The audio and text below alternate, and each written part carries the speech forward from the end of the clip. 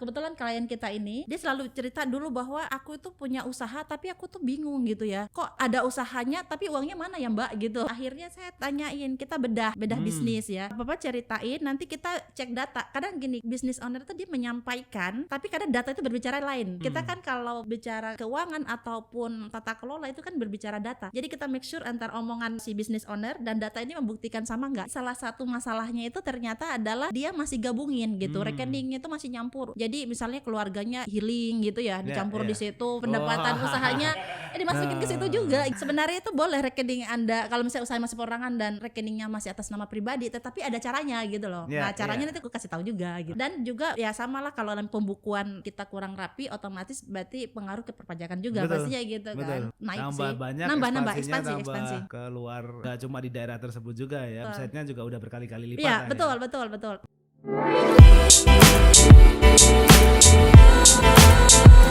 Salam cuan sahabat dimanapun berada, kembali bersama saya Oka di KA Talks. Hari ini kita kedatangan tamu, seorang dokter ya, tapi bukan dokter penyakit dalam, bukan dokter THT ataupun dokter pada umumnya, tapi dokter yang bisa mendatangkan cuan ya kan Mbak? Nah, dari Dokter Finance kita sambut Mbak Daya. Apa kabar Mbak Daya? Ini pertanyaan standar biasanya kita ya, gak ada yang baku lain ya. Apa kabar Mbak Daya? Mungkin baik. bisa diperkenalkan.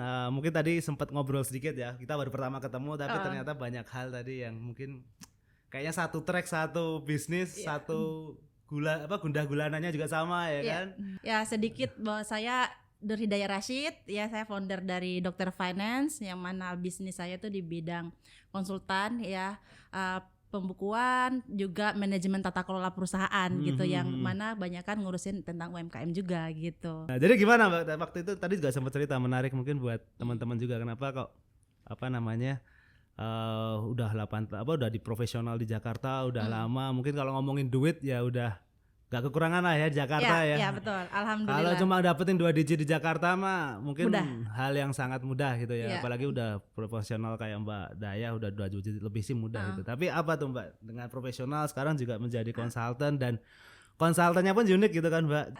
Biasanya kenapa sampai aku fokus ke konsultan ini sebenarnya karena mungkin kayaknya aku dari lahir itu orang tua itu ini Mas, punya usaha dagang gitu.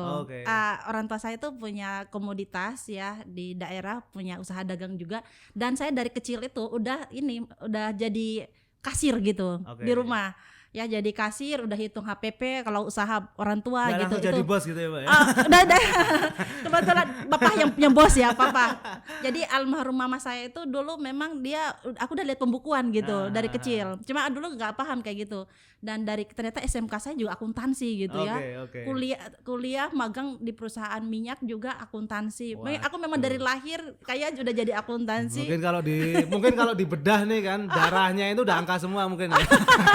Dolar gitu ya. Amin. Terus di Jakarta kan sebenarnya kalau ngomongin ini ya Mbak ya, pengembangan diri balik lagi gitu. Mbak udah dari tadi mungkin cerita di SMK udah accounting, udah akuntansi.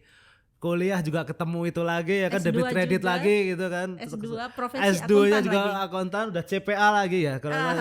Wah, ini udah bener-bener track recordnya itu sebenarnya kalau udah ngomongin karir gitu kan. Kalau kita dari staff, kemudian dari supervisor, manager, kemudian general manager, director, itu sebenarnya kan trackingnya kan mungkin finish line-nya kalau kita ngomongin dari accounting itu kan CFO gitu kan. Kenapa Mbak gak sampai terusin sampai ke finish line yang sana gitu? Iya karena gini, karena tadi kita dulu waktu kuliah ya, selalu diajarkan bahwa kalau mau karirnya tinggi harus konsisten gitu. Betul. Waktu itu ya. Iya. Jadi pada saat aku apply lowongan, aku selalu mencarinya accounting. Even itu aku pernah ditawar jadi marketing dengan gaji lebih tinggi. Aku bilang enggak, aku jadi accounting aja gitu.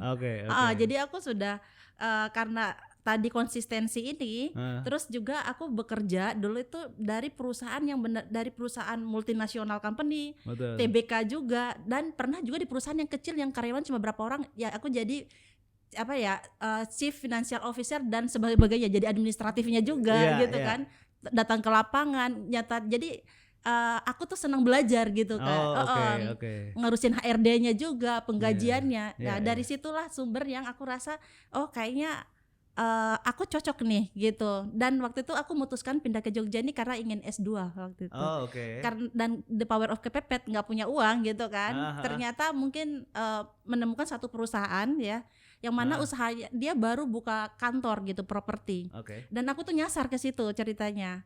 Aku nyasar dan dia bilang, Mbak ini siapa? Ya aku kebetulan nyasar di sini. Nyasar itu memang pas datang ketemu teman atau ketemu owner? Ya waktu itu janjian, ada janjian gitu. Ya? Cuma karena salah alamat dan dia kebetulan dia lagi nyari orang yang akan menata perusahaannya gitu. Terus aku bilang kenapa nggak aku saja gitu. Iya. Pokoknya langsung lah ya kita. Dari karyawan nol, cuma owner dan saya sampai akhirnya itu staffnya sampai 20 orang. Semua aku yang ngurusin interview, ngurusin penggajian, ngurusin pembukuan, pelaporan, semua perpajakannya semua. Berarti banyak di pondasi awalnya itu dengan pengalaman yang kemarin udah dijalanin sebagai profesional dan perusahaan-perusahaan besar lah. Saya tahu dari perusahaan mining yang semua mungkin nasional udah kenal semua, bahkan multinasional. Kemudian menjadikan pondasi untuk perusahaan yang sifatnya mungkin masih berapa tadi 2 orang, 3 orang akhirnya bertumbuh menjadi banyak orang gitu kan. Yang dilakukan berarti di pondasinya dulu ya Mbak. Lebih banyak ke itu tadi untuk SOP gitu ya. Kemudian untuk pembukuan, strukturnya seperti itu ya kurang lebih ya. Betul banget. Baru habis dari situ buka Dr. Finance atau ada track lain lagi Mbak waktu pas habis dari di Jogja dan bentuk itu ya. Dan saya juga sama saudara kandung itu punya bisnis juga, itu di teknik di lingkungan gitu di teknikal ya. Dan itu juga awalnya masih sendiri juga dan aku pegang di manajerial and finansial, dia fokus ke ini bisnis jualan. Nah itu kita langsung beli aset dan lain-lain gitu cepat jalannya karena kan kita sama-sama punya frekuensi yang sama gitu. Karena sebenarnya gini, kadang rata-rata ya satu usaha itu yang bikin bisnisnya nggak growth karena si owner dia mengerjakan semuanya gitu, ya kan. Jadi dan bikin kadang juga yang akhir bisnis itu kolaps gitu ya, karena bukan karena produknya yang ini, produknya bagus, si owner juga menguasai bisnisnya, tetapi di manajemen tata kelola perusahaan ya, jadi manajerial keuangannya gitu ya, di administratifnya dia nggak ngerti gitu. Jadi banyak klien yang aku kasih advice akhirnya bangun lagi dan grow up lagi. Di situ baru habis mulai bangun bisnis punya tadi dengan saudara juga gitu ya. Baru muncullah ide jadi Dr. Finance atau sebenarnya udah paralel jalan sih Dr. Finance itu dengan tadi Mbak udah mulai dengan saudara bikin bisnis gitu sih. Karena banyak yang advice sebenarnya memberikan, boleh coba ini ya yang memberikan brand ini boleh ya, dong harus ini dong, kita malah kadang suka mengapresiasi orang yang jadi inspirasi kita gitu ya. Karena banyak yang sering konsultasi ya tentang, jadi bukan cuma keuangannya tadi ya, ternyata HRD-nya ya, SOP dan lain-lainnya tadi, perpajakannya itu salah satu mungkin terkenal juga di Jogja. Beliau itu adalah guru orang pengusaha-pengusaha gitu. Aduh, mungkin kita nggak usah sebut namanya. Tapi nggak usah disebut namanya, nggak apa, ini boleh secara private atau boleh kalau disebut namanya juga boleh. Inisial juga boleh kali ya. Karena saya lihat kan di kirimin aja ini kan ada ada ini ya teman-teman motor besar tuh. Salah satu teman saya juga ada di situ dan dia tuh muridnya Bapak ini gitu. Jadi memang beliau udah tahun 90-an dia udah mencetak pengusaha-pengusaha besar. Yang sukses-sukses gitu, terutama di Jogja. Yang sering kita lihat di TV juga beliau yang iniin. Nah, banyak memberikan motivasi. Ketemu saya, bisnisnya saya yang handle gitu, dan dia bilang, "Kok kamu ini mirip dokter gitu," katanya. Cuma bedanya kamu dokter finance. Gimana kalau kamu isi jadi mentor di perusahaan saya, di di komunitas bisnis saya. Bagian finance gitu. Dari situlah dia bilang, "Enggak, kamu cocok dokter finance aja lah," gitu. Jadi beliau yang ngasih aku nama gitu. Nama dari dokter finance. Ya benar sih, kan paling enggak buat enggak cuma penyembuhan, enggak cuma untuk mengatasi, tapi mendatangkan cuan lah ya. Jadi istilahnya maksa banget sih ya. Istilahnya gini, kalau sakitnya medis datangin ke rumah sakit gitu kan, tapi kalau sakitnya perusahaan ya datangnya ke dokter finance gitu. Tadi teman-teman dulu dong. Baru lah muncul dokter finance ya. Baru keterusan sampai sekarang. Sorry, itu tahun berapa itu Mbak? 2016. 2016. Oke. Baru pas move ke Jogja. Move di Dokter Finance berarti Mbak udah mulai fokus bangun tim sekarang ya, dan mungkin ya udah kurang lebih udah berapa Mbak ininya apa namanya customer yang sekarang jadi pasiennya gitu. Oke, itu sudah 200 lebih 500 okay, karena sudah lumayan cukup lama ya. Tapi semua by menarik. proses ya karena Oke, jadi itu skalanya gimana Mas? Skalanya udah mulai apa namanya dari yang memang kalau bener-bener baru bangun apakah bisa, atau sebenarnya udah ada tiringnya gitu kan? Tiringnya mungkin yang udah minimal berapa karyawan atau udah omset sekian, atau sebenarnya ya udah open aja mau dari middle low atau low ke up juga. Betul, boleh gitu. Iya, bahkan orang yang dia punya jadi dari dari low to up gitu kita rata-rata. Jadi bahkan maksudnya baru satu orang aja gitu kan. Jadi kita handle administratif dan lainnya. Kalau saya tuh selalu bilang ke business owner bahwa Pak, administratif, pelaporan tim saya handle, Bapak fokus ke business development gitu. Dan tapi tiap bulan dapat report gitu. Biar apa? Karena kalau kadang kita sebagai business owner mikirkan business development tapi ke distract hal-hal yang kecil-kecil gitu ya. Betul. Yang administratif misalnya staff let's say gitu, Pak aku nggak datang soalnya sakit gitu. Misalnya kadang-kadang kan hal kayak gitu yang harusnya dia fokus ke hal yang besar tapi karena ke distract hal seperti itu kan akhirnya dia nggak concern, nggak fokus gitu. Betul. Jadi ya kalau Anda ingin biar fokus, sama kan memang setahu ada teorinya juga ya bahwa nggak semua orang itu menguasai semua bisnis proses usahanya gitu. Betul. Kan bisnis itu kan memang sudah ada bagiannya masing-masing gitu Jadi artinya silahkan gitu, kalau kita kuatnya di business development, menguasai product knowledge, rata-rata itu business owner, maka di manajerial dan finansial ke kita aja gitu. Gitu ya. Jadi baik dari apa namanya yang memulai bisa disupport dari sisi orang karena mungkin tadi keterbatasan orang, mungkin yang udah besar tadi bisa disupport dari sisi check up-nya, kemudian bisa dari sisi apa namanya strategiknya atau pembenahannya yang mungkin dia udah jalan tapi ternyata banyak kebocoran. Nah itu mulai dibuatkan roadmap-nya gitu ya. Atau mungkin mau bisa dikasih udah ada presentasinya ya. Nah, wah ini kalau udah ada Mas Aryo semuanya beres. Ada Mas Aryo aja yang di sini, Mas Aryo. Oke, mungkin bisa diceritain nih apa namanya study case-nya atau seperti apa sih? Mungkin tadi kita udah tahu ya dari historicalnya, dari karir awalnya Mbak Dayah membentuk Dokter Finance yang luar biasa, kemudian apa namanya konsistensinya sampai sekarang yang berarti udah berjalan berapa tahun ya Mbak? Ya, udah sekitar 16-an akhir. 6-7 tahunan ya udah cukup lama ya. Mungkin boleh dijelasin nih Mbak, secara detail gimana sih kenapa dari Dokter Finance jadi fokus Mbak sekarang? Siap. Nah ini sedikit ada beberapa poin ya yang klien gitu ya yang saya tanganin ya.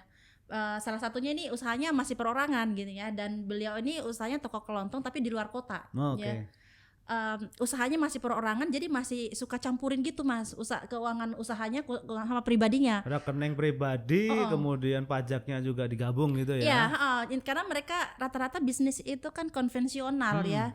Jadi Dokter Finance kita merubah bisnis konvensional jadi profesional karena bisnis perusahaan besar itu bisnisnya adalah profesional. Nah, gimana kita bentuk bisnis profesional perusahaan besar tapi kita bawa ke lini UMKM gitu.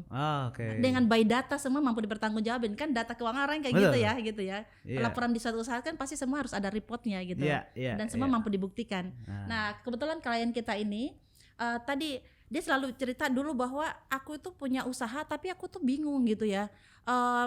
Kok ada usahanya tapi uangnya mana ya Mbak gitu katanya. Ya, itu ada ya nggak sih gitu. Banyak jadi banget usaha-usaha tapi uangnya aku rasa nggak ada gitu. Iya. Terus pasti mereka selalu cerita. Akhirnya saya tanyain, kita bedah bisnis ya.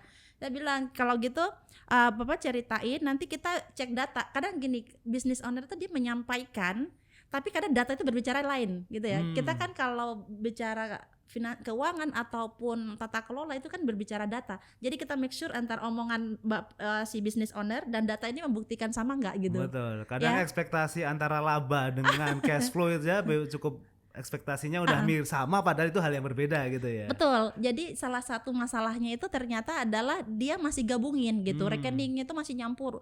Jadi misalnya keluarganya healing gitu ya, dicampur di situ, pendapatan usahanya dimasukin ke situ juga gitu. Ini Mas Aryo harus banyak dengar nih. Apalagi udah mau bisnis kuliner nih Mas Aryo.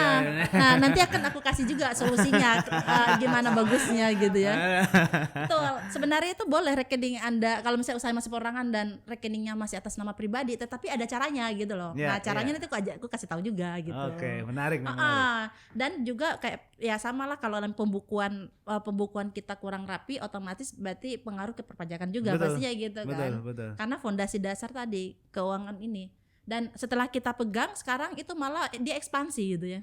Malah ekspansi buka bisnis baru lagi gitu. Betul. Dan karena setiap bulan kita kasih namanya laporan kinerja, menganalisis cash flow usahanya Bapak itu setiap bulan seperti ini yang terjadi. Oke, berarti gak cuma laporan laba rugi neraca tapi juga suggestion actionnya seperti apa gitu ya. Setuju. Karena kan kita bisa diagnosa apa yang terjadi di perusahaan Bapak dan habis itu kita advice ini yang harus dilakukan gitu biar tertata rapi.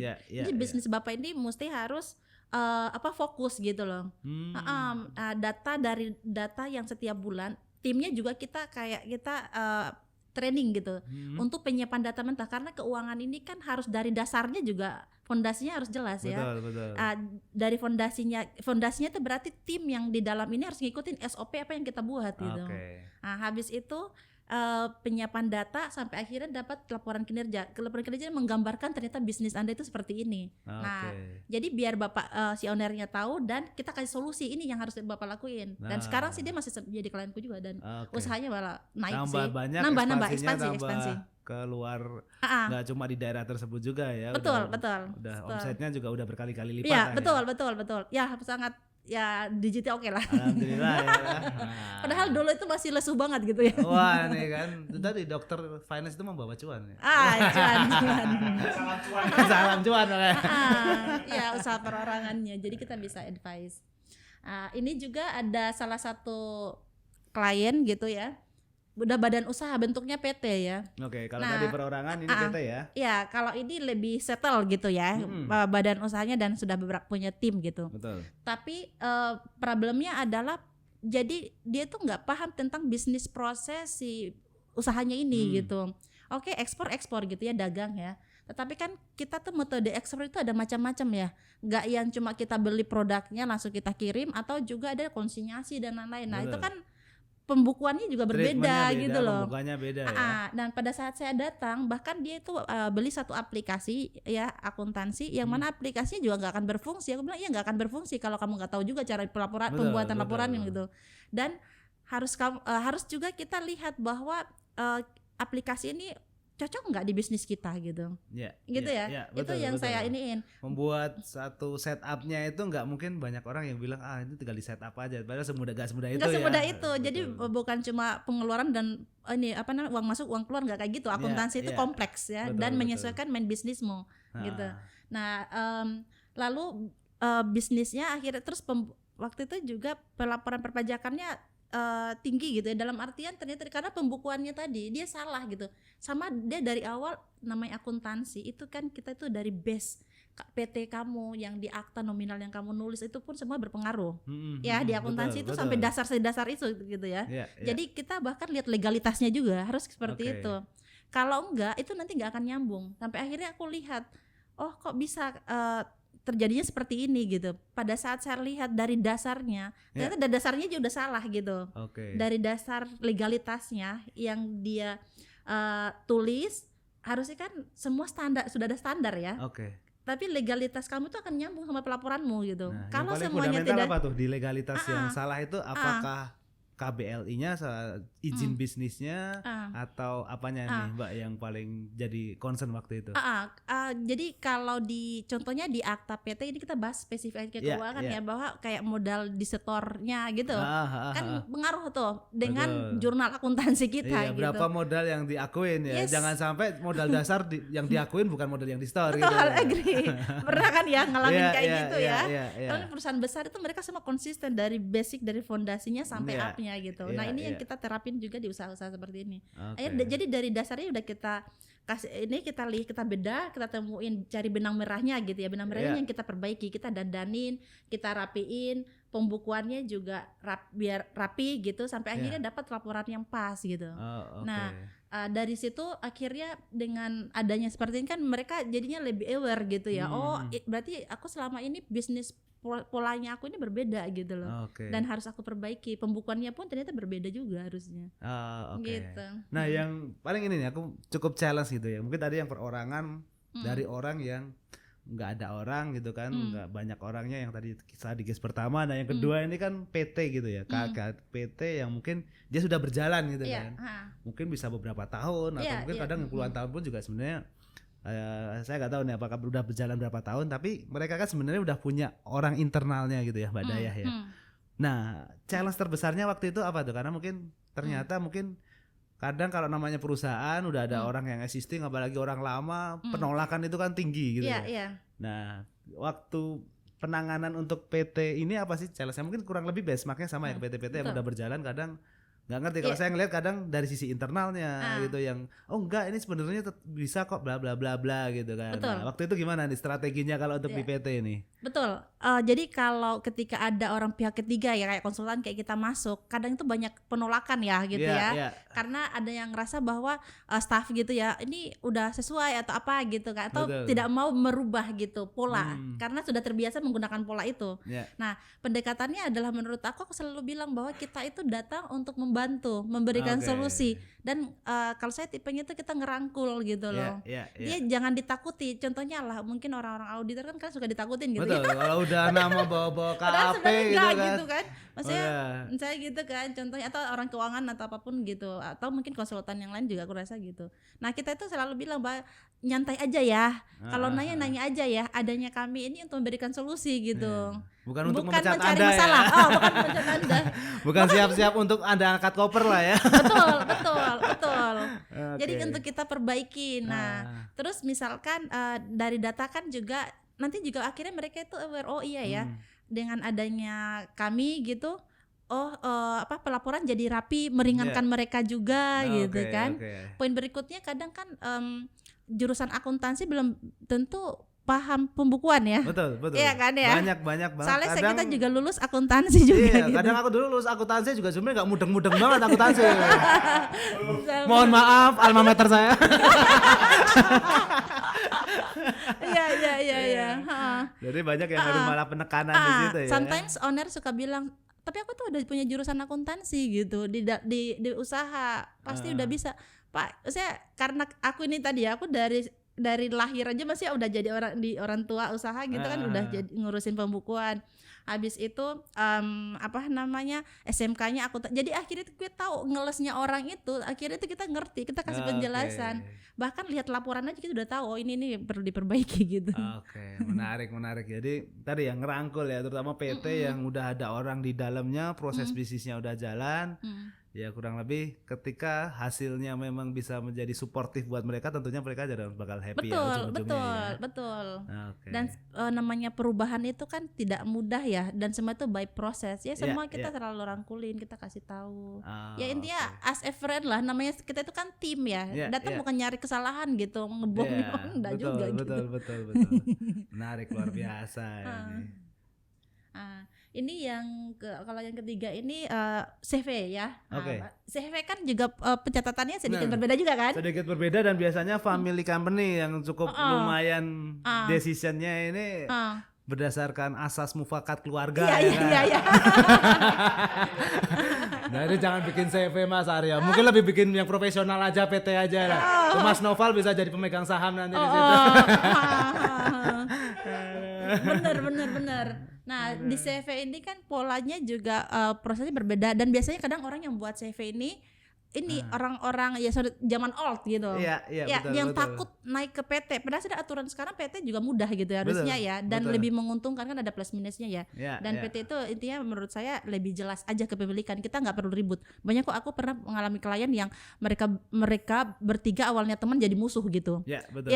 Karena dari dasarnya mereka nggak saling nggak diatur gitu. Nah aku jadi orang pihak independen yang tengah gitu, ngaturin mereka semua gitu. Betul. Bahwa ikutin nih. Nah laporan kita ini pasti clear gitu, bisa dilihat dan nggak ada karena dengan 3 orang tadi kan awalnya berteman jadi musuh kan pasti mikirnya Mbak Dahya ini orang ditemuin sama si A gitu, pasti ikut dia gitu. Enggak, kita itu orang independen intinya. Jadi profesionalismenya memang beda ya antara yang tadi klien PT sama CV ini gitu ya. Betul.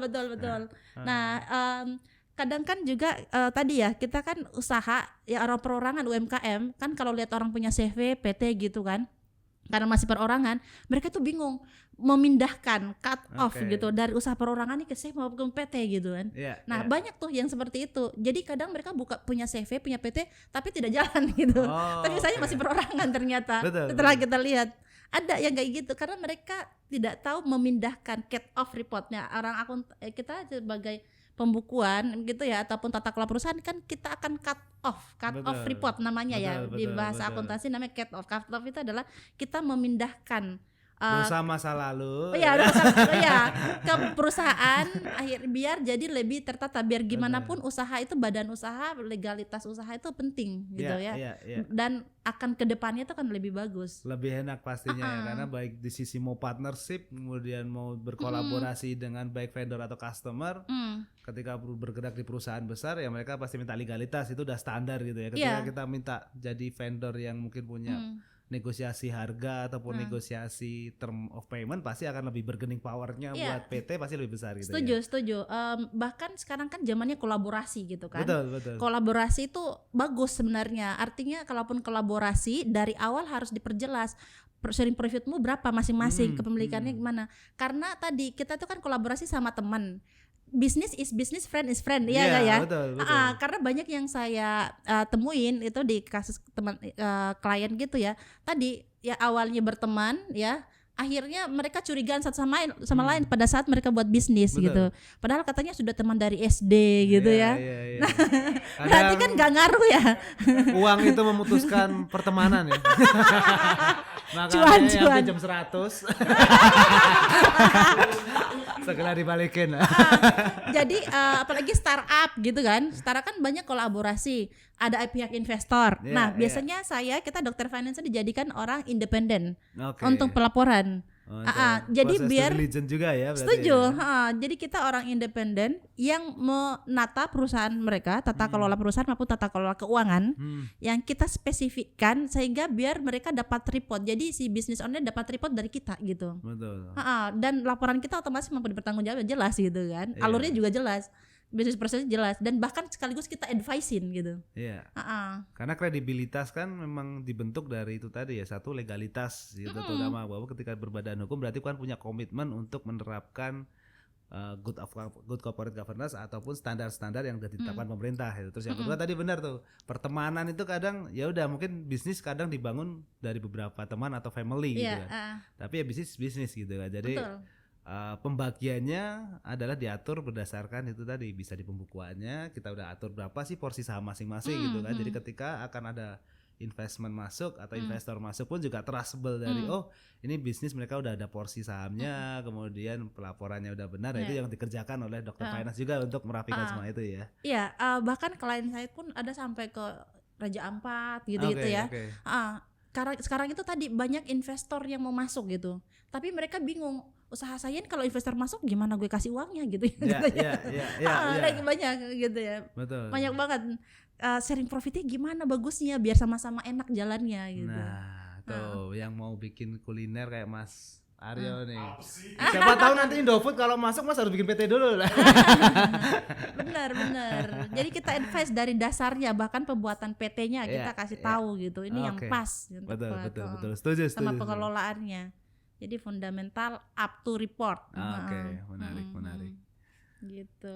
Jadi yang konveksi tadi ini cukup banyak lebih kepada gimana menyinergikan dari pemilik modal tadi ya, untuk bisa ini ya. Tapi secara ketika mereka udah trust dengan proses yang udah akan diterapkan sama tim dokter finance ini, akhirnya mereka juga akhirnya jalan juga dan sekarang malah bisnisnya juga berkembang ya. Betul. Bahkan omsetnya lumayan gitu, dan rumahnya udah berpindah kayaknya jadi perumahan elit. Ya alhamdulillah gitu. Artinya kan berarti growth gitu ya. Semakin karena kan kita growth, evaluasi. Iya, dokter finance juga harusnya semakin growth terus. Amin. Tambah omset kan tambah tagihannya tambah banyak. Nah ini permasalahan UMKM, pelaporan keuangan di UMKM ya. Banyak juga gini, pernah nggak dengar kayak usaha saya UMKM gitu, tapi mereka pada dasarnya dia nggak tahu UMKM itu maksudnya apa gitu. Oke. Iya ya. Apalagi gitu ya, ada aturan pajak yang untuk pajak UMKM, tapi mereka tuh nggak base mereka, usaha mereka sendiri nggak tahu bahwa UMKM maksudnya itu gimana, UMKM naik kelas juga gitu kan. Iya, sebenarnya UMKM itu standarnya apa sih menurut Mbak Dayah itu? Iya, jadi sebenarnya kan ada aturannya gitu, yang menyatakan bahwa kalau usahanya UMKM itu ada aturannya loh gitu, dan naik kelasnya itu maksudnya gimana ada. Jadi UMKM itu ada usaha mikro. Nah, jadi ada aturan, aku bahasnya secara penjualan aja ya.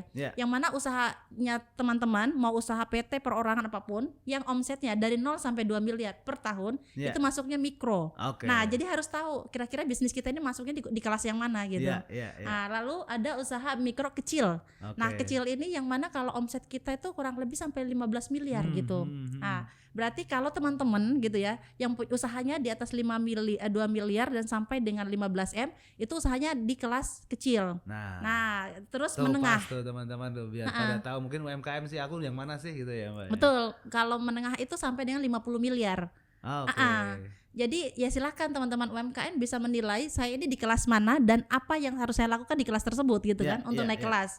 Karena sekarang kan lagi tren ya UMKM naik kelas ya. Bahasanya baru banyak yang apalagi investment ini memberdayakan UMKM gitu kan. Cuma sebenarnya klasternya yang mana sih itu yang perlu teman-teman udah harus tahu sendiri. Oh, aku klasternya yang ini. Betul. Gitu ya, jadi jangan bilang saya UMKM tapi saya nggak tahu persis why saya bilang UMKM gitu. Saya harus tahu saya bisnis saya apa gitu di UMKM. Lalu ini banyak UMKM itu tidak paham tentang bisnis proses usahanya gitu ya. Jadi karena usaha ya aku punya misalnya dagang nih. Ya aku punya barang aku jualan udah kayak gitu aja terus polanya gitu ya. Mereka nggak tahu bahwa untuk satu bisnis yang konvensional biar jadi lebih profesional saya harus paham persis gitu ya tentang bisnis proses saya modelnya seperti apa, konsinyasi kah, dagang kah atau apa gitu ya. Nanti ada solusinya. Terus pencatatan tadi masih campur antara keuangan usaha sama pribadi yang kayak tadi aku sempat jelaskan. Banyak, gitu ya. Majority lah yang terjadi di dan gimana caranya sih Mbak? Nanti aku juga kasih tahu juga gitu kan. Menarik nih kan. Tidak tahu menentukan modal awal usaha. Nah UMKM banyak nih karena proses bisnisnya kan yang penting ada barang gitu, aku jualan apa aja gitu ya. Jadi terus kita tanyain modal usahanya waktu itu tuh berapa ya gitu ya. Bingung gitu menentukan modal usaha, modal awalnya. Dan jadi berapa kita sih ya kan? Berapa sih yang tepat untuk itu ya, untuk bisnisnya yang akan dijalankan gitu. Jadi kita akhirnya kita bedahin punya apa, aset apa gitu. Gitu berarti kita nentuin akhirnya modal, kita temuin modalnya pas usaha itu segini.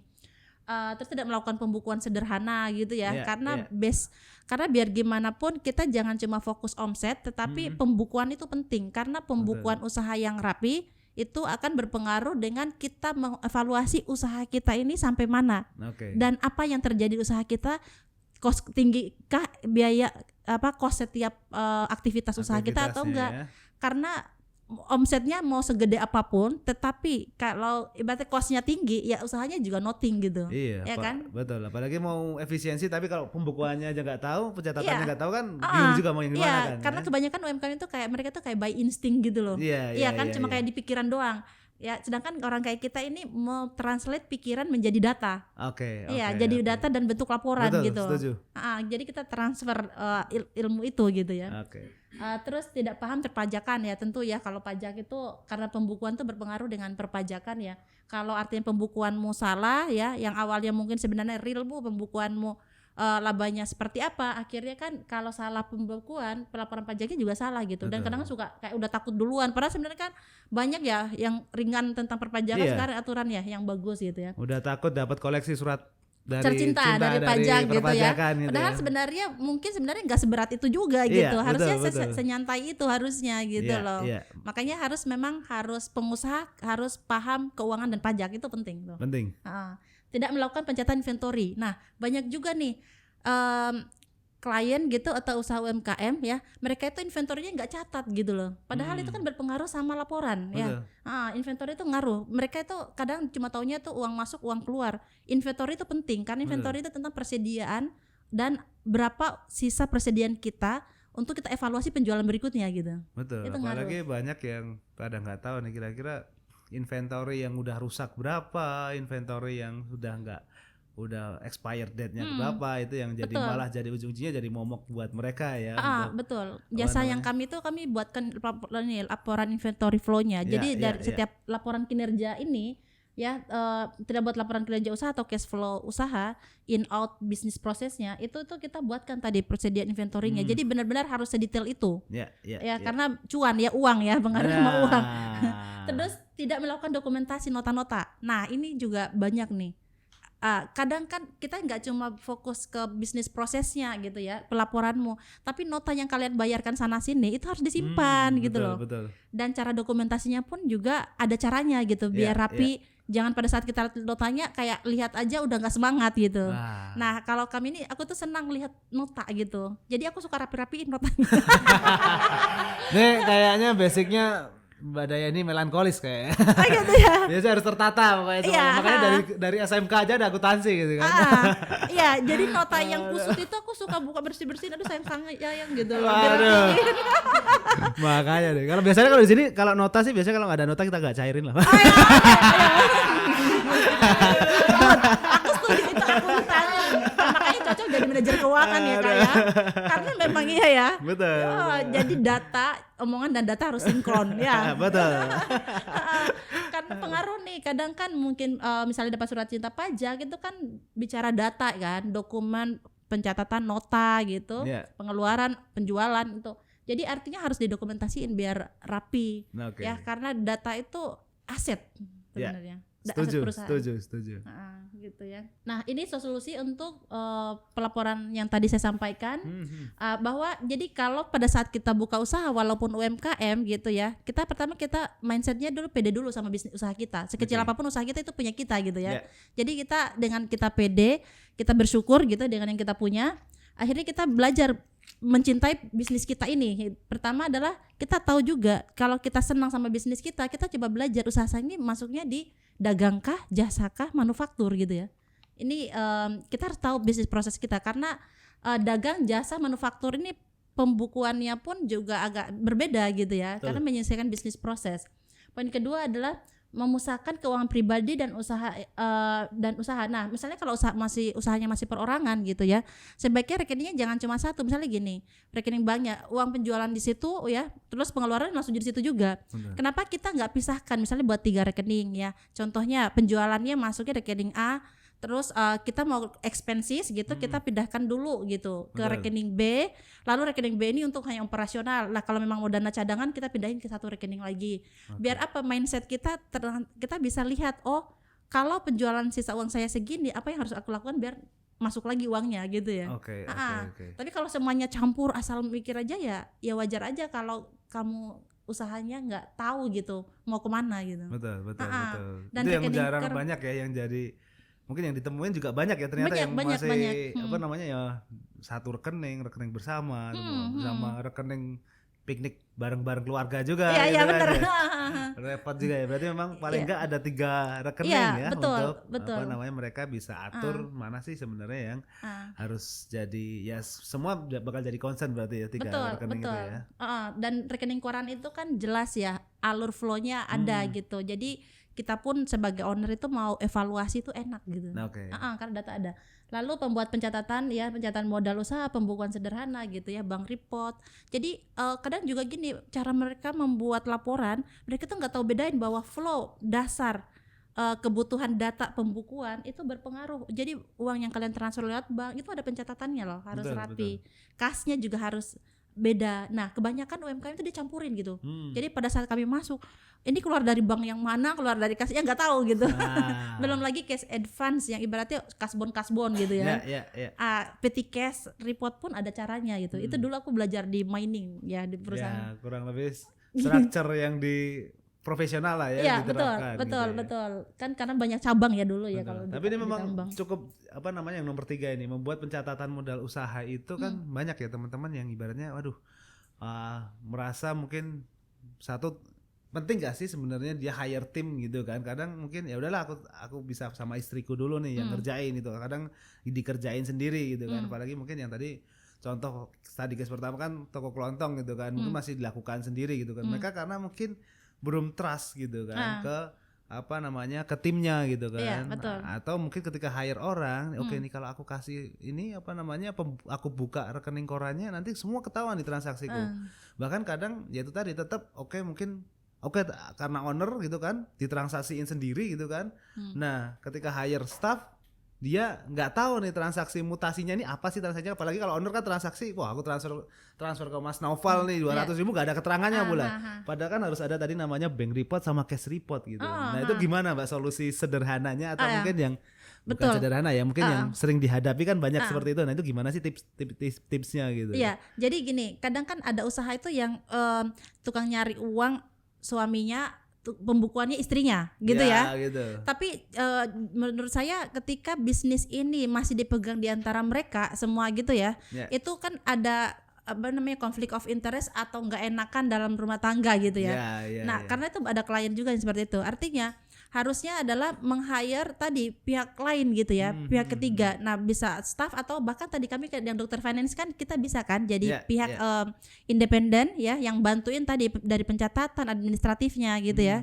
Yang mana perbedaannya adalah kalau kayak kita hire staff itu kan mengikuti owner, asal bos senang gue ikut aja gitu kan, yang penting gajian. Oke, itu tadi ya. Gitu ya. Tapi kalau meng-hire orang profesional ya, dokter finance misalnya, justru kita ini mengajarkan, nggak, jadi yang didapat adalah selain pelaporannya rapi, kita memberikan advice karena kita sama-sama business to business gitu. Jadi profesionalisme itu keluar gitu loh.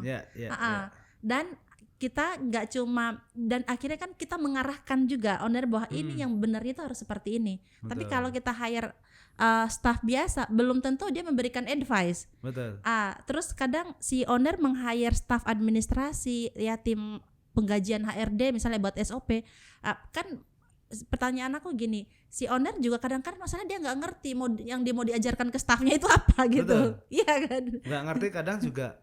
Ya itu tadi, kalau staffnya nggak nanya nggak dijawab gitu. Betul. Kan. Sedangkan yang diurusin banyak gitu ya. Betul. Poin berikutnya, aku mau ngajarin tim aku juga tadi bagian pembukuan, bagian inventory. Itu kan dia juga nggak tahu masalahnya, Excel aja kadang nggak paham misalnya saya gitu kan. Betul. Lah kalau gitu kenapa nggak pakai pihak konsultan saya kayak kami lah, dokter finance gitu kan. Kita bantuin keseluruhan ya biar rapi kan gitu.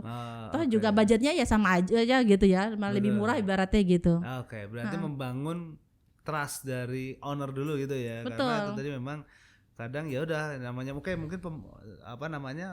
siklus transaksi, approver untuk menjalankan transaksi masih dari owner, tapi kadang itu tadi ya transaksi nggak dikasih keterangan padahal kita harus bukukan gitu kan. Tapi dari staff, kalau hire staff yang masih sangat low mungkin dia mau nanyain transaksinya apa juga nggak enak gitu, akhirnya ya udah asal aja gitu ya. Akhirnya padahal mungkin kalau ditanya mungkin ownernya juga akan jawab juga, nggak ada masalah. Itu berarti makanya penengahnya adalah profesionalisme yang pihak independen tadi ya, dari dokter finance yang bisa memberikan keyakinan dan menjadi jembatan antara staff existing yang low dengan trustable dari atas owner tadi gitu. Betul. Jadi kita advice gitu advisor. Jadi kita sekaligus ya business advisor beliau gitu ya, biar ngikut. Karena ini apa yang kita lakukan buat kebaikan perusahaannya juga gitu ya. Terkait pajak tadi, kadang orang itu kan kayak pajak itu ada PPH, ada PPN gitu ya. Tapi sometimes kayak UMKM gitu ataupun usaha ya, rata-rata mereka bahkan nggak tahu bedain gitu ya PPH sama PPN ya. Oh, pajak saya sudah dilaporin sama pihak customer saya, padahal nggak kayak gitu juga gitu.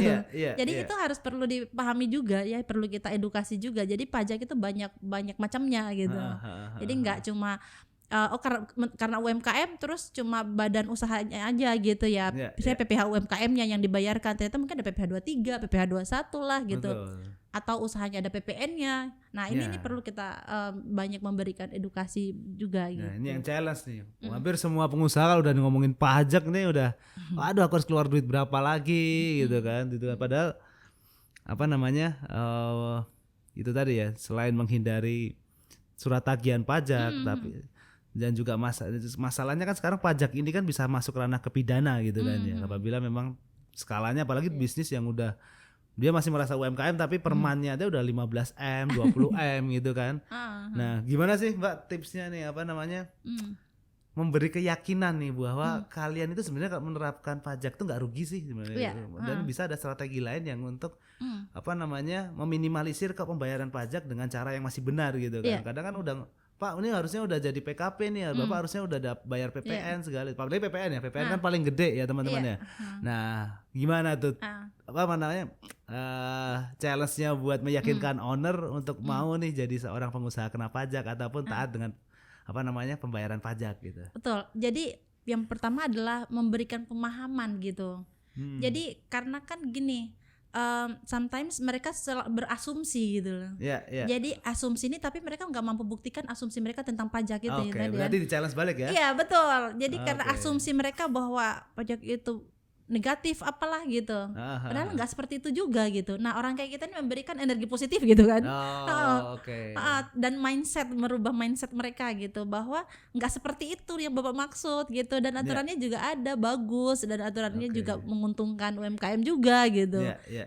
Yang bikin kalian takut adalah karena asumsi doang sebenarnya. Pada saat mereka menjelaskan ternyata nggak seperti itu gitu. Akhirnya mereka sadar, oh gitu ya Mbak ya, ternyata ya iya memang kayak gini, itu jelas. Berarti sebenarnya challenge tentang asumsi mereka sebenarnya ada di mana concernnya gitu ya Mbak ya. Dan sebenarnya bukan menolak asumsinya, tapi meluruskan bahwa sebenarnya ada hal-hal yang bisa dibangun dan opportunity lebih kalau penerapan pajak ini bisa dilakukan di luar, yaitu tadi asumsi itu sebenarnya nggak akan terjadi kok kalau bisa melakukan hal seperti ini, contoh gitu ya Mbak, mencegah gitu ya, caranya ini pelaporan yang rapi gitu ya, kita memberi pemahaman. Semua itu kan segala sesuatu itu kan by proses ya, memberikan pemahaman ke teman-teman. Balik kalau kita berangkat dulu udah di profesional kan udah sensitif ya, namanya pajak itu udah kayak waduh, kalau salah sedikit atau kita sampai lupa ini masalahnya panjang gitu kan. Karena kita bisa berurusan dengan pihak berwenang dan Ibu Gubernur ataupun Ibu Menteri Menteri Keuangan nomor 1 di Indonesia. Apalagi negara Pancasila, kita harus taat pajak lah, teman-teman, taat pajak ya. Lalu tadi inventory usaha, membuat summary. Nah untuk inventory tadi ya, jadi jangan berpikir bahwa misalnya usaha dagang ya, terutama kan ada inventory maupun manufacturing. Nah itu sangat penting karena kan main bisnis kita, contohnya dagang gitu ya. Kalau perdagangan berarti ada barang yang kita jual gitu. Nah kalau seandainya cuma fokus penjualan ya, itu kita nggak bisa tahu bahwa persediaan kita untuk produk A, B, C itu ada berapa gitu kan. Kebanyakan kan kayak gitu ya, ataupun barang yang rusak seperti apa, karena itu ada pembukuannya juga kan bisa diperjelas gitu. Betul. Nah inventory ini fungsinya apa sih? Mengevaluasi barang mana yang paling laris sama nggak laris gitu ya, yang first out atau apalah gitu ya bahasanya, itu yang fast cepat, moving fast moving yes. Jadi itu berikutnya adalah laporan kinerja tadi. Jadi untuk fungsinya itu menganalisa ya, pendapatan, kenaikan aset saya berapa gitu, uang saya tadi yang untuk menjawab aku tuh usahanya ada tapi kenapa uangnya nggak ada gitu katanya gitu. Penjualan saya kayak tinggi tapi aku rasa kan nggak megang uang saya gimana. Nah itu tuh bisa kita evaluasi di laporan kinerja. Poin itu adalah dokumentasi tadi ya, biar rapi. Poin berikutnya ini sedikit tambahan aja sebenarnya, bahwa kadang kalau usaha kita lebih bagusnya lagi, usaha itu sebelum kita buat gitu, kita buat laporan proyeksi usaha gitu. Biar untuk apa? Kita tahu BEP kita kapan, terus return investasi kita kapan buka usaha ini. Nah kalau ini biasanya lebih betul, untuk kapan harus beli juga gitu kan. Betul. Nah itu namanya laporan proyeksi guys. Gitu. Nah tapi penasaran nih sebelum mungkin check up gitu ya. Kan aku rasa inventory itu paling sensitif gitu ya, apalagi orang gudang gitu kan. Tapi sebenarnya itu adalah mungkin kalau ngomongin kayak tadi bisa di tekstil lah, ataupun perusahaan dagang gitu kan ya, yang distributor gitu kan. Potensi fraud tertinggi itu kan sebenarnya di inventory kalau kita lihat ya. Kalau ngomongin secara siklus bisnis gitu ya. Pernah nggak ngalamin Mbak Dayah waktu ya itu membenarkan dari sisi inventorinya itu tadi, kadang ya itu tadi mungkin jualan susu ultra atau sebut merek nggak apa-apa ya. Siapa tahu jadi sponsor kan besok kan. Iya kan. Susu ultra di gudang ada 200 orang gitu kan, sekali ya itu tadi potensinya udah mungkin mereka baru capek packing itu kan diminum satu-satu gitu kan. 100 hari gitu kan susu ultra gitu kan. Kan gak ketahuan gitu kan. Tapi kan ketika jadi gulungan salju kan gede gitu kan. Betul. Dan itu makanya tapi mungkin orang gudang mungkin udah sadar gitu kan. Mungkin oh iya ini. Tapi mereka akhirnya kadang tuh jadi tempat mainan mereka juga tanda kutip betul, ya gitu ya. Betul. Nah, sempet gak ngalamin sampai case ada ada keras mereka dari penolakan ataupun ada intimidasi atau hal-hal lain gitu untuk ketika membenarkan inventorinya, Mbak? Iya betul. Kalau penolakan itu sometimes ada juga yang mereka welcome gitu ya. Tapi kalaupun penolakan pada poinnya adalah tadi sebenarnya usaha bisnis itu kan trust ya. Jadi gimana pendekatan kita itu yang paling penting menurut aku. Pendekatan kita ke owner, pendekatan kita ke tim gitu. Bahwa tim menurut saya adalah pendekatan kita ini tadi merangkul gitu. Merangkul tuh dalam artian hai kami ini datang untuk kita itu tim loh gitu, betul. Bukan orang yang harus kamu takutin gitu. Itu yang pertama. Poin kedua adalah kita memberikan contoh juga. Contohnya itu adalah kita kan pasti kayak buat SOP gitu ya. SOP misalnya di inventory gitu. Seperti apa? Mereka kan pasti bercerita. Nah rata-rata kan orang teknikal itu pintar cerita, tapi mereka nggak bisa mentranslate ceritanya ke dalam data. Nah orang kayak kita ini adalah mentranslate ceritamu dalam bentuk data, sehingga mendapatkan flow dalam usaha tersebut. Nah pada saat kita membuat flow, otomatis kan karena kamu bercerita dan kita mampu mentranslate ini pada form yang kita kasih, pasti itu mereka akan menerima gitu. Karena kan akhirnya kan mereka bercerita masalah, kan kita memberikan solusi atas masalah yang dia ceritain. Betul. Karena pasti juga mereka yang apalagi leader di sana juga pasti kan harapannya ya mereka mungkin juga bingung juga mau benahi dari awal dari mana sih. Dari mana? Gitu ya? Betul. Itu yang pertama. Terus juga aku punya case itu usaha makanan ya, karena tadi ngomongin makanan gitu kan. Nah makanan ini kan stok inventory di dalam dapur gitu, ataupun let's say makanan itu kan kita usaha resto itu ada makanan ada minuman di bar gitu kan. Nah sometimes kan karena produk kita makanan kan ada bawang dan lain-lain gitu kan. Nah gimana caranya kan kok bisa aku beli gitu usaha tapi untuk tahu inventorinya gimana. Nah aku tuh pernah sampai aku lihat kok kenapa ya kok omsetmu segini gitu ya tapi kok inventorimu habis gitu. Kan ternyata dibawa pulang buat mungkin kan, istri di rumah lupa beli bawang kali ya dari pegawai. Itu aku masuk ke dalam dapur gitu ngobrol-ngobrol sama chef-chefnya gimana gitu, ngobrol-ngobrol ceritain gitu usahanya aku lihat. Nah terus sudah ada belum pelaporan form gitu yang cut off antara shift sebelumnya dan setelah shiftnya kamu gitu misalnya. Belum ada, soalnya ini juga kadang aku nyuruh shift sebelah itu nggak ngikutin. Nah dan kita kan kita konsisten AA gitu. Ya udah yuk sini coba aku lihat. Pas aku lihat formnya, wah ini pertama nggak diisi. Poin kedua formnya juga nggak menggambarkan stok yang akan ada gitu. Pemakaiannya nggak kelihatan. Betul, gitu ya. Dan perpindahan ke shift sebelah juga shift kedua gitu. Nggak jelas juga gitu.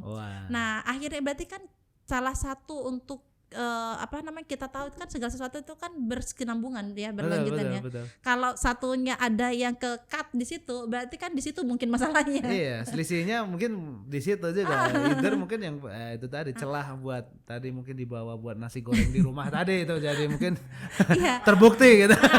Poin berikutnya adalah yang tukang ngisi harus ada tanda tangan gitu. Jadi artinya ketika kamu tanda tangan dan atasanmu harus approve tanda tangan inimu. Jika berarti kalau ada masalah di sini, yang tanda tangan itu adalah dia yang harus bertanggung jawab, gitu kan? Jadi kita berikan kasih tahu bahwa bisnis kita harus jujur gitu. Terus apa yang karena kamu bagianmu ini dan kamu yang prepare report ini dan kamu tanda tangan, jika ada masalah di dalam dapur ini gitu, maka yang akan kita cari kamu gitu. Itu berarti salah satu kunci rahasia ininya ya biar bisa diterapkan dan diterima sama teman-teman di lapangan bahwa ketika ada selisih, siapa orang yang akan bertanggung jawab pasti akan kelihatan gitu. Setuju. Kan. Dari situ mereka akan mulai terbangun potensi untuk membenteng. Oh iya, ini aku udah nggak bisa lagi nih main-main kayak gitu. Minum susu ultra tadi udah nggak bisa kayak. Iya karena by data ya, kita berbicaranya by data dan report gitu. Oke. Menarik. Silakan next slide. Nah ini sih bisa konsultasi. Nah juga ini bisa yang mau check up kondisi keuangan tadi udah Mbak Daya juga udah panjang lebar ceritain gitu ya. Mungkin bisa di ini ya mungkin bisa diterangin Mbak Daya ini apa nih HTTP-nya secara generalnya seperti apa sih? Apakah masukin kondisinya keuangan, omset dan gimana atau seperti apa sih check up kayak gini? Betul. Boleh. Nah, mungkin biar ada gambaran ini. Nah, ini check up itu artinya kita kan teman-teman misalnya nih usahanya dia ingin tahu bahwa usaha saya ini sebenarnya secara tata kelolanya gitu ya, keuangannya, pelaporannya udah bagus belum sih? Tapi kan kalau tidak ada pihak yang profesional gitu ya, yang bisa mengecek, kan dia bisa nggak tahu juga. Okay. Nah, kita dokter finance ini kan akan membantu itu gitu. Kita akan mengecekkan usahanya atau pelaporannya sudah rapi atau belum misalkan gitu ya. Nah, caranya adalah tadi klik link ini, mana isi nama perusahaan gitu ya. Kalau memang bentuknya usaha, maka nama perusahaan, pelaporan juga diisi. Lalu juga ada nomor WhatsApp-nya gitu, biar apa? Kalau nanti kita bisa follow up. Kita bisa follow up. Lalu di bawahnya kan ada pengisinya siapa. Ini kita misalkan ya si klien A gitu ya, atau si siapapun gitu bisa diisi namanya. Deskripsi usahanya ini terkait misalnya usahanya jualan apa ya?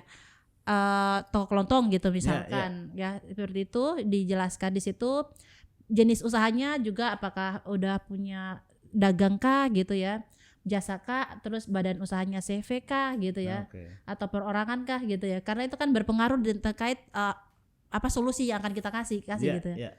Itu poin berikutnya. Di bawahnya juga omsetnya gitu bisa dijelaskan juga.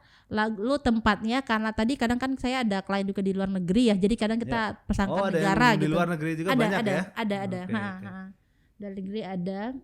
Lalu provinsi ya, otomatis alamat lengkap gitu biar memudahkan kita. Terus apakah udah buat laporan misalnya.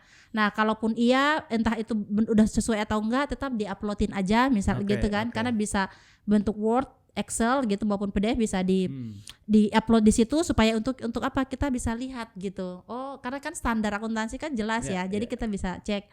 Lalu kalau memang belum, tulis saja tidak, misalnya alasannya apa, enggak apa-apa. Yang jelasnya intinya kita itu datang untuk memberikan solusi gitu. Betul. Ya.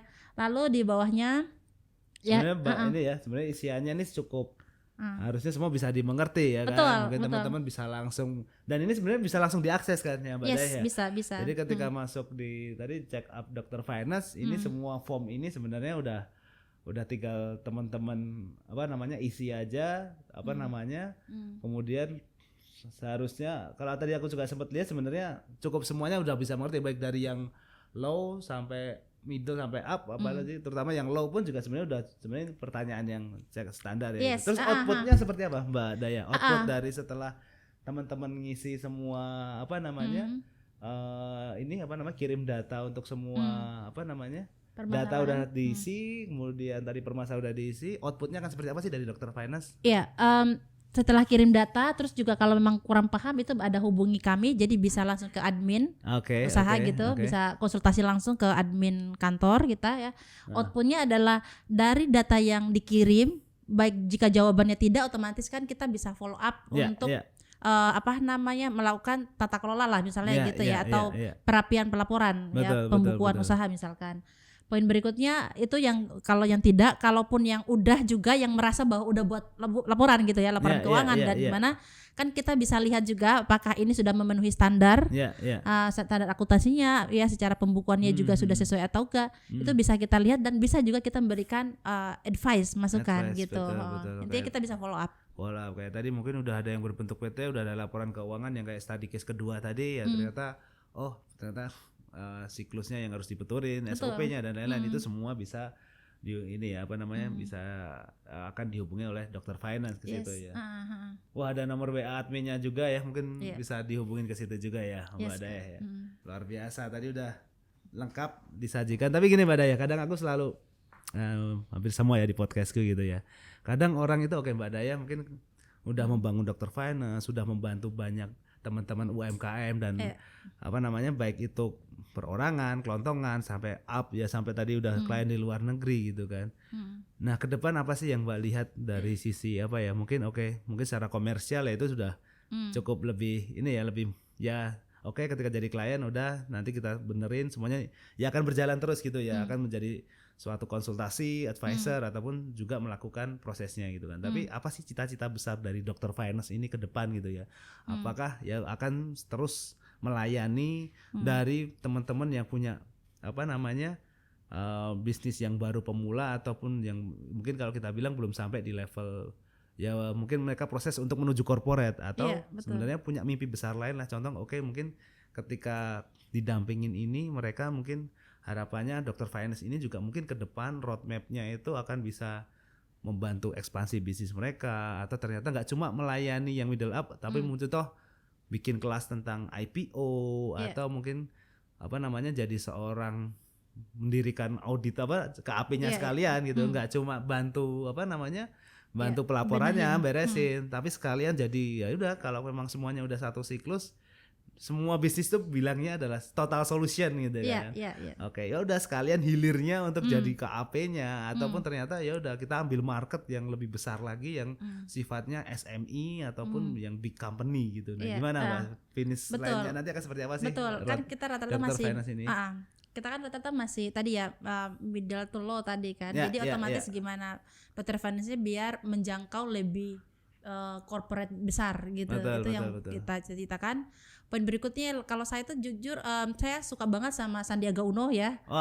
Beliau kebetulan juga mentor saya di salah satu bisnis gitu. Jadi kayaknya harapan saya itu sama kayak sama aku pengen kayak bapak gitu Sandiaga Uno. Jadi karena Sandiaga Uno adalah base-nya akuntan ya, finance ya, orang finance. Jadi beliau kan punya bisnis juga besar ya. Ya ibaratnya tuh segala sesuatu kadang-kadang kita butuh role model gitu ya. Jadi kalau menggambarkan Dr. Finance kayaknya keinginan saya adalah seperti bapak gitu. Waduh. Berarti calon wakil presiden juga nih. Aduh, maaf Pak Sandiaga. Bahaya ini. Tapi berarti akan menjangkau mungkin lebih ke arah luas. Akan menjangkau ke yang enggak cuma mungkin Jawa ataupun tempat lain tapi semua daerah yang pasti semua butuh gitu kan. Usaha itu pasti semua butuh. Nah, itu dengan mungkin rules beliau yang itu tadi apa namanya jadi benchmark kayak beliau yang bisa menjangkau nggak cuma bisnis, mungkin namanya Pak Sandiaga udah punya bisnis besarnya grup Saratoganya udah gitu. Cukup lah ya kan. Investmentnya juga jawabannya. Gitu berarti kurang lebih itu tadi jawabannya punya investmentnya juga ini. Jadi teman-teman besok kita doakan lah Dr. Finance jadi nggak cuma membantu dari sisi pembukuan, dari sisi investasinya bisa dibantu juga gitu kan. Karena connecting dengan itu tadi relasi yang banyak ketika ternyata mungkin secara pembukuan bisa berjalan tapi ternyata secara bisnis kok dia ini bagus gitu. Kenapa nggak kita bisa jadi kita berperan di dalamnya dengan memberikan investment yang lebih besar gitu kan.